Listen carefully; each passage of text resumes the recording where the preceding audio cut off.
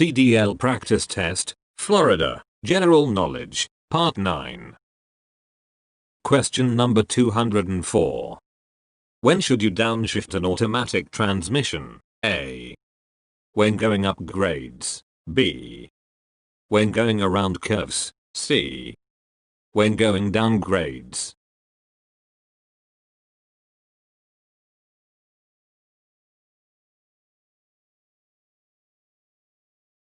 The correct answer here, C. When going down grades. Explanation. To use engine braking on a downgrade to control the speed of a CMV with an automatic transmission, select a low gear range that prevents the transmission from shifting up beyond the selected gear. Question number 205. Which of these statements about downshifting for a long downhill grade is true? A. The proper time to downshift is just after the vehicle starts down the hill. B. Downshifting should not be done with automatic transmissions. C. Downshifting allows engine compression and friction to help the brakes slow the vehicle.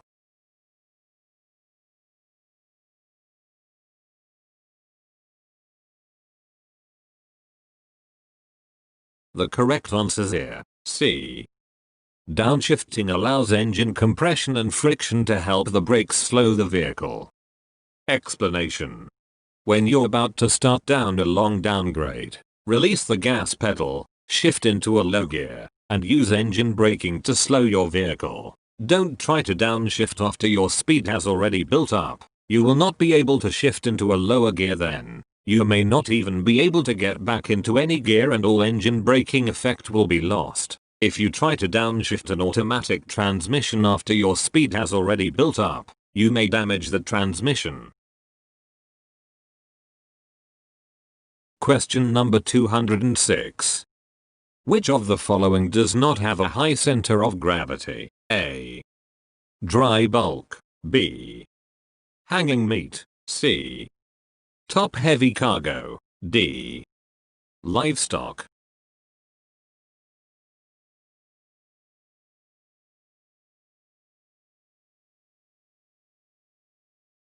The correct answer is here, D. Livestock. Explanation. When transporting livestock, dry bulk and hanging meat, you must take special care when turning to avoid your vehicle from tipping over. Dry bulk and hanging meat both have a high center of gravity, whereas livestock can move around. Question number 207. Why is it important to downshift when entering a curve? A. Downshifting will help you maintain slower, stable speeds when you are out of the curve. B. Downshifting helps to keep you at a constant speed. C. Downshifting will ensure you do not wear your brakes out trying to maneuver the curve. D.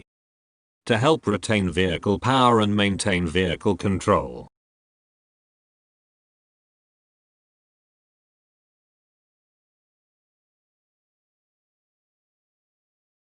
The correct answer is here, D. To help retain vehicle power and maintain vehicle control. Explanation. It is important to downshift when entering a curve so you remain stable and retain some power while driving. It also aids you in speeding up when you are safely out of the curve. Question number 208. You start traveling twice as fast. How much will your stopping distance increase? A. 2 times. B. 3 times. C. 4 times. D. 1.5 times.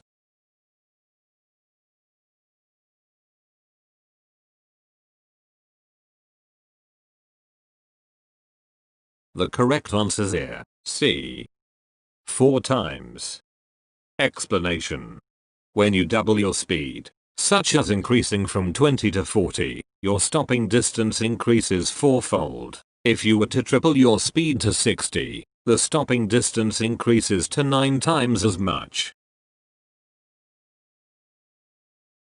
Question number 209.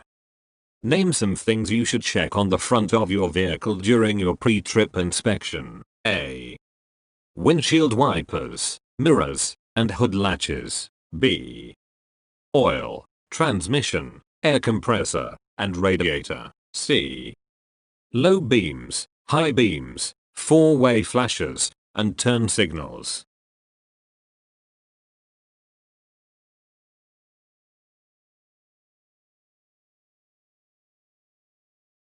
The correct answers here. C. Low beams, high beams, four-way flashers, and turn signals. Explanation. During step 4 and step 5 of the 7-step inspection method, you'll check the various lights at the front of your vehicle to make sure that they're all working properly. Question number 210. Controlled braking. A. Involves locking the wheels for short periods of time. B. Can be used while you are turning sharply. C. Is used to keep a vehicle in a straight line when braking.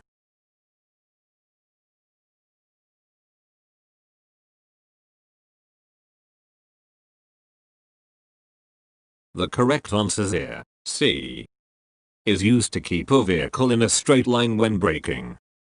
Explanation. In controlled braking, you apply the brakes as hard as you can without locking the wheels, keeping movement of the steering wheel to a minimum. Question number 212. The tire load means A. The maximum safe weight a tire can carry at a specified pressure. B. The specified pressure a tire can carry. C. Neither of the above.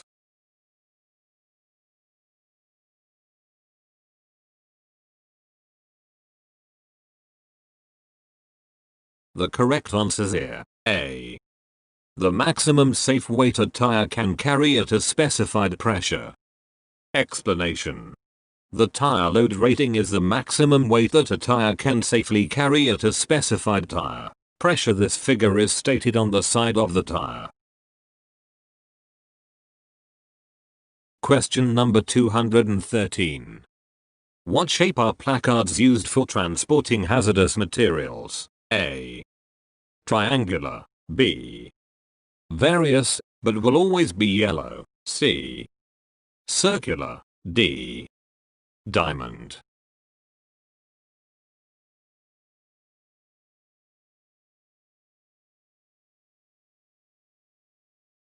The correct answers here. D. Diamond. Explanation. When transporting a hazardous material, harmful to health, safety, and property, your vehicle must be placarded. These placards are diamond-shaped. Question number 214. When you are parked along a divided highway, at what distances should you place your warning devices? A. Warning devices should all be placed within 50 feet of all sides of the vehicle. B. The warning devices should all be placed evenly within 100 feet of the vehicle on each side. C. Warning devices should be placed at 25, 75, 150, and 200 feet in the direction of oncoming traffic. D. Warning devices should be placed at 10, 100, and 200 feet in the direction of oncoming traffic.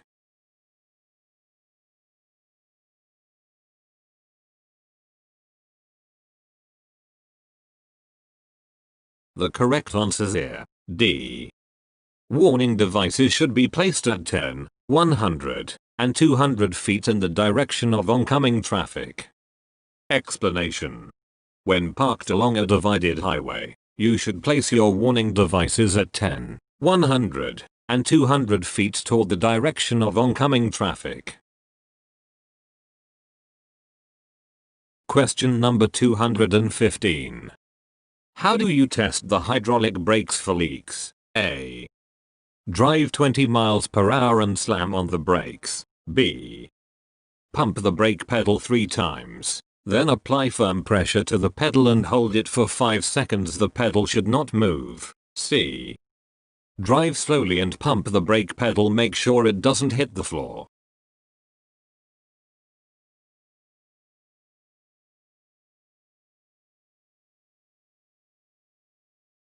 The correct answer here, B. Pump the brake pedal 3 times, then apply firm pressure to the pedal and hold it for 5 seconds. The pedal should not move. Explanation. To test a vehicle equipped with hydraulic brakes for leaks in the brakes, first pump the brake pedal 3 times. Next, apply firm pressure to the brake pedal for 5 seconds. If it moves, the brakes may have a leak or some other problem. Question number 216. What 3 things related to cargo are the driver's responsibility? A. Weighing the cargo, properly securing the cargo, and delivering the cargo. B.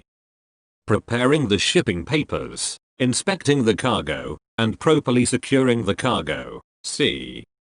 Inspecting the cargo, recognizing overloads, and properly securing the cargo.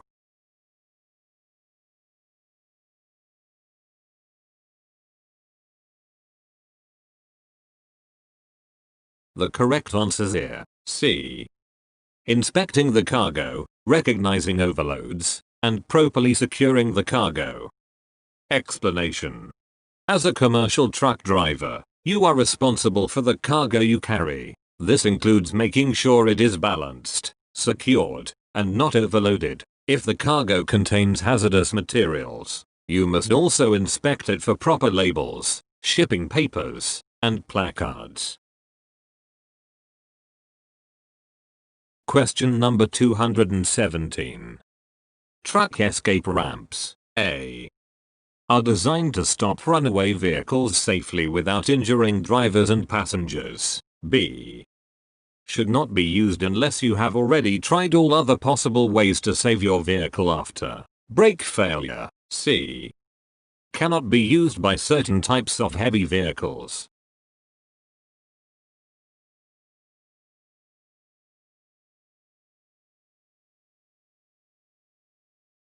The correct answer here, A.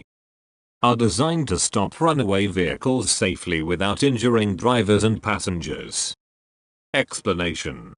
Escape ramps are located on many steep mountain grades. Escape ramps are built to stop runaway vehicles safely without injuring drivers or passengers. Escape ramps use a long bed of loose, soft material such as gravel to slow a runaway vehicle, sometimes in combination with an upgrade. Regardless of the type of vehicle you're driving or the other options open to you to stop your runaway vehicle, always look for one of these escape ramps. They can save lives, equipment, and cargo. Question number 218. Escape ramps are A. used to get out of a burning truck. B. for combination vehicles only. C. used to stop runaway vehicles.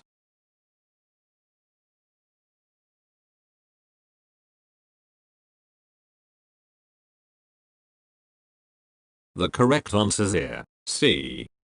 used to stop runaway vehicles. Explanation.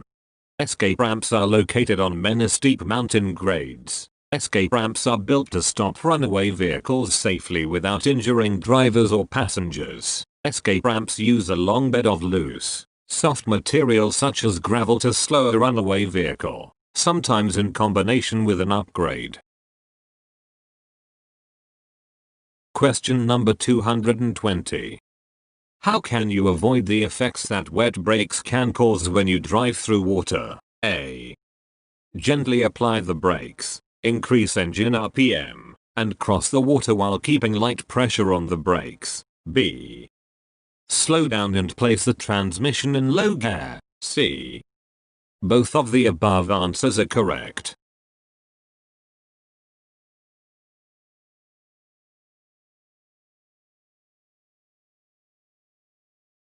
The correct answer here, C. both of the above answers are correct. Explanation. If you must drive through water, slow down, shift into a low gear, and keep applying the brakes gently to prevent water mud, or other contaminants from getting into the brakes. Question number 221. No matter how small the cargo is, it should have at least A. 2 tie-downs, B. 1 tie-down, C. 6 tie-downs.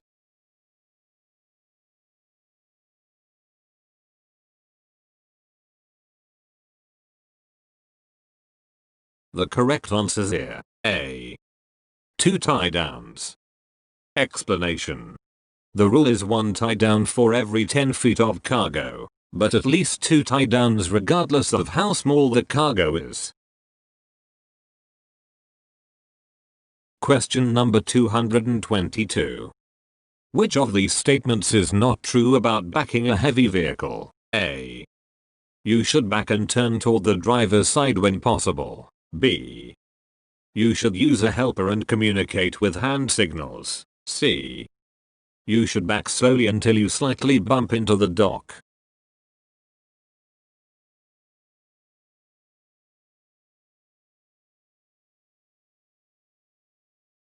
The correct answer here, C.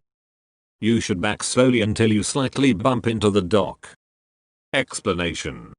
To make backing up easier and safer, turn toward the driver's side so you can watch the rear of your vehicle through your window. Have a helper stand near the rear of your vehicle and observe areas that you cannot. He or she can signal you to stop before you hit something.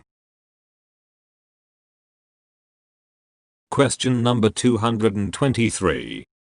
When driving a commercial vehicle with a height over 13 feet, you should A. Assume all clearances are high enough. B.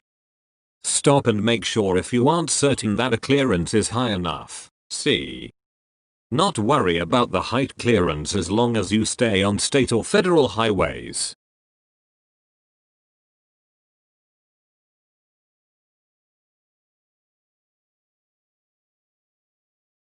The correct answer here, B. Stop and make sure if you aren't certain that a clearance is high enough. Explanation. Don't try to drive your CMV under a bridge or overpass unless you're sure you have enough vertical clearance. Some CMVs are more than 13 feet tall. Many western states allow CMVs to be even taller. Always know the height of the vehicle you're driving, but be aware that once unloaded, the height of your vehicle may increase. Question number 224. If an automatic transmission is forced into a lower gear while driving, what is not affected on a downgrade? A. Brakes. B. Clutch. C. Steering.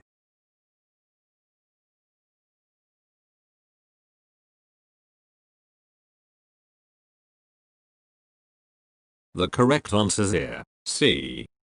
Steering. Explanation. Forcing an automatic transmission into a lower gear at high speed could damage the transmission and also led to loss of all engine braking effect. Question number 226.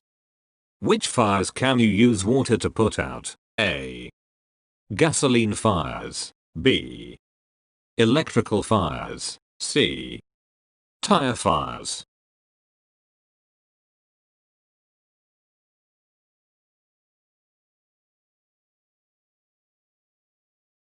The correct answer here, C. Tire fires. Explanation. Water can be used on wood, paper, or cloth, but don't use water on an electrical fire or a gasoline fire. A burning tire must be cooled. Lots of water may be required. Question number 227. Which of these is a good rule to follow when using a fire extinguisher? A.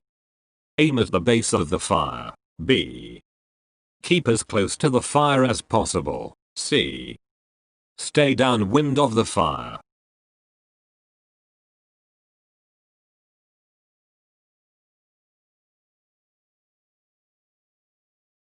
The correct answer here, A. Aim at the base of the fire. Explanation. In a fire, Your first priority is your safety and that of others. To use a fire extinguisher to put out a fire, stand upwind from the fire at a safe distance. Let the wind carry the extinguisher from you to the fire. Aim the extinguisher at the source or base of the fire, not up in the flames. Persist until the burning material has cooled to the point that the fire cannot restart. Question number 228. The road you are driving on becomes very slippery because of glare ice. Which of these is a good thing to do in such a situation? A. Stop driving as soon as you can safely do so. B. Downshift to stop. C. Apply the brakes often to keep the linings dry.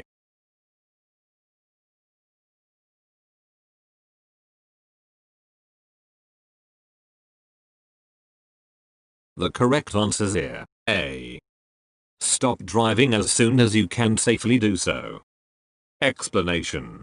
When traveling on ice, your vehicle's braking distance can increase tremendously. On ice, slow down to a crawl and stop driving as soon as you can do so safely. Question number 229. Should I check the level of my oils during a test? A. No, this is not a regular part of pre-trip inspection. B. Only if the instructor states to do so. C. Only if the oil pressure gauges indicate there is a problem. D. Yes, this is a regular part of pre-trip inspection.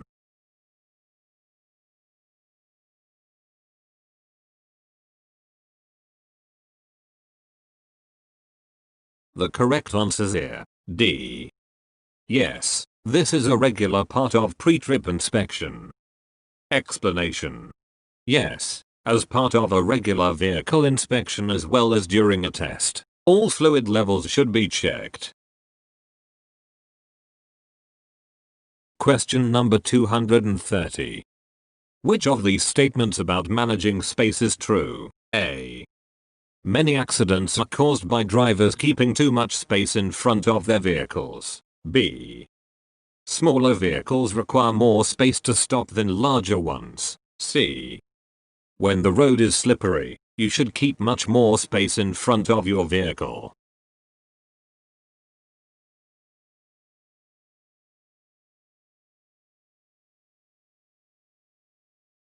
The correct answer is C. When the road is slippery, you should keep much more space in front of your vehicle. Explanation. Large, heavy vehicles have long braking distances. On slippery roads, the braking distance will be even longer. Make sure you leave an adequate following distance behind the vehicle ahead of you. The formula for following distance under ideal conditions is 1 second per 10 feet of vehicle, plus an extra second if you are traveling over 40 miles per hour. On slippery roads, increase your following distance even more. Question number 231. The formula for stopping distance with air brakes is A. Reaction distance and effective braking distance. B. Perception distance and effective braking distance. C. Perception distance, reaction distance, brake lag distance, and effective braking distance.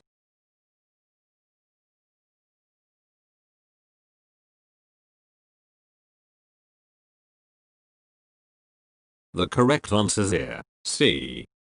Perception distance, reaction distance, brake lag distance, and effective braking distance. Explanation. Perception distance and reaction distance and brake lag distance and braking distance equals total stopping distance. Question number 232. Which of these statements about accelerating is true? A. When traction is poor, more power should be applied to the accelerator. B. Rough acceleration can cause mechanical damage. C. You should feel a jerking motion if you are accelerating your vehicle properly.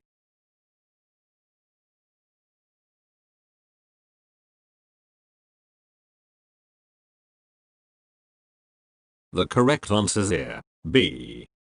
Rough acceleration can cause mechanical damage. Explanation. From a stopped position, accelerate smoothly and gradually. Jerking forward or rough acceleration can cause mechanical damage, possibly including damage to the coupling if you're pulling a trailer.